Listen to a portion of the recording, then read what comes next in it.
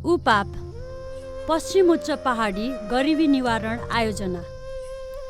पश्चिम उच्च पहाडी गरिबी निवारण आयोजना तथा उपाप 11 जिल्लाहरूमा सञ्चालित छ र यसको जम्मा लागत 32.6 मिलियन अमेरिकी डलर रहेको छ। यसको उद्देश्य पश्चिम नेपालभरि 1,15,000 घरधुरीहरूबाट 5 लाखभन्दा बढी अति गरिब तथा सामाजिक रूपमा पछि परेका जनताहरूको जीवनस्तरमा सकारात्मक सुधार ल्याउनु हो। उपा प्रोजेक्टले काम गरेको ठाउँ शिक्षामा कम, स्वास्थ्यका अवसर कम, पूर्वाधारको अवस्था कम, होइन, रोजगारीको अवस्था कम, यी सबै कुराहरूको कमजोर रहेको स्थानहरूमा मात्रै नै उपाको इन्टरभेन्स पाएको हो। योभन्दा अगाडि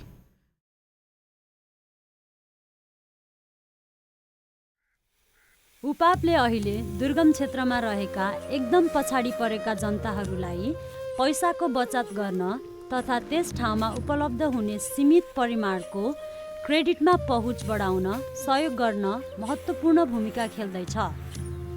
दैलेख जिल्लाकी मीना महत्तराले आफ्नो स्थानीय सामुदायिक संस्थाबाट ऋण लिएर एउटा भैँसी किनिन्। उनले त्यो भैँसीको दुध बेचेर कमाएको पैसा र भैँसीको गोबरको प्रयोगबाट उत्पादित तरकारी बेचेर भएको आम्दानीबाट मीनाले अरू थप ऋण लिन तथा यो घर बनाउन सफल भएकी छिन्। जम्मा गरेर मैले जम्मा गरेर राखिसकेपछि अनि मैले अब जग्गा लिएर अनि मैले घर बनाउनतिर लागेको। सहकारीबाट नै ऋण झिक्यो। 81 यत्रो जग्गा किन्ने पैसा कहाँबाट आउँछ र 81 ठाउँमा चाहिँ हाम्रो जब 4 रुपियाँ 5 रुपियाँ जम्मा गर्दै गएको त हो नि। त्यहाँ चाहिँ जम्मा गर्दै गर्दै जाँदाखेरि अलिअलि पैसा पनि जम्मा भइरह्यो। त्यसपछि अब यताउति केटाकेटीलाई पनि खर्च हुने भयो, घर खर्च चलाउनु पर्यो। त्यहाँबाट अनि यताको उता गरेर अनि यसरी बनाएको। मीनासँग अहिले विकल्पहरू धेरै छन्। उनी सहकारीमा भएका किसानहरूमध्ये एक हुन् जसको बचत तथा क्रेडिटको उपयोगका कारण जीवनमा सुधार आएको छ। पश्चिम नेपालको प्रत्येक गाउँहरूमा कसै न कसैले रोजगारीको लागि गाउँ छाडेका छन् र ती प्रवासीहरूले व्यापक रकम रेमिटेन्स घर पठाउँछन्। देशमा रेमिटेन्सबाट आउने पैसाको जम्मा हिसाब राष्ट्रिय कुल गृहस्थ उत्पादन GDP को 20% भन्दा थोरै बढी हुन्छ। तसर्थ यो हामीले रेमिटेन्सबाट प्राप्त गर्दै आएको रकम एउटा अर्थपूर्ण परिमाण हो।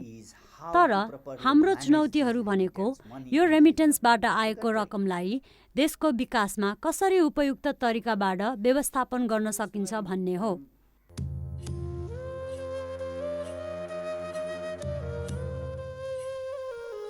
शेरबहादुर थापा रोल्पा जिल्लाका धेरै गाउँले मध्ये एक हुन् जो कामको खोजीमा पहिले साउदी अरेबिया र पछि भारत गए। कमाएको उक्त पैसाले उनले एउटा सानो जग्गा किन्न सफल भएका छन् र स्थानीय सामुदायिक संस्थाको सदस्य हुनुका नाताले उनले उपापबाट खेती गर्ने प्राविधिक सहयोग पाएका छन् र आफूले कमाएको पैसाले उनले आफ्नो छोरीको शिक्षामा खर्च गर्न सक्छन्।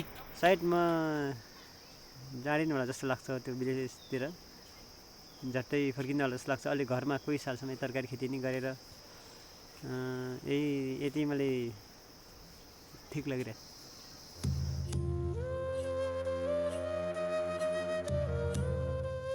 यहाँ हुम्ला जिल्लामा पनि उपापको कामले स्थानीयवासीहरूलाई यथावत रहन प्रोत्साहन गर्दैछ।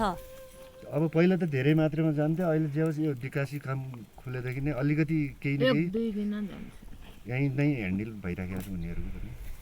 उपापले स्थानीय स्रोत व्यक्ति धनबहादुरलाई जडीबुटी नर्सरी स्थापना गर्नको लागि पहिलो अनुदान स्वरूप 115 देखि 170 अमेरिकी डलरसम्मको रकम प्रदान गरेको छ।